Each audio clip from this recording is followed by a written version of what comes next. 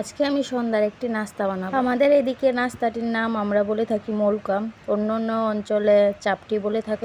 Hello বন্ধুরা, কেমন আছো সবাই? আশা করি ভালো আছো, আমিও ভালো আছি আলহামদুলিল্লাহ। আজকে আমি সবজি দিয়ে চাপটি বানাবো। ঘরে যেগুলো সবজি ছিল সব দিয়ে দিয়েছি, আলু, পেঁয়াজ, কাঁচামরিচ, ধনে, বাঁধাকপি, সামান্য পরিমাণে নুন আর একটা ম্যাগি মশলার প্যাকেট দিয়েছি। তারপর সবগুলো উপকরণ ভালো করে মিক্স করে এর মধ্যে আমি আটা দিয়ে দিব। তার সাথেও আমি উপকরণগুলো ভালো করে মেখে নিব। এই তো আমার মাখানো শেষ।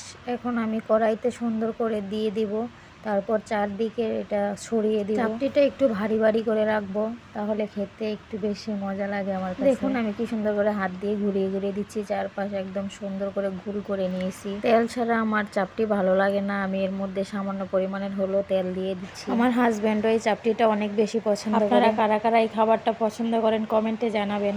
এই তো আমার চাপটিটা প্রায় শেষ, এখন আমরা খাবো। আমার ভিডিওটি যদি আপনাদের কাছে ভালো লেগে থাকে তাহলে লাইক কমেন্ট দিয়ে পাশে থাকবেন। সকলকে ধন্যবাদ।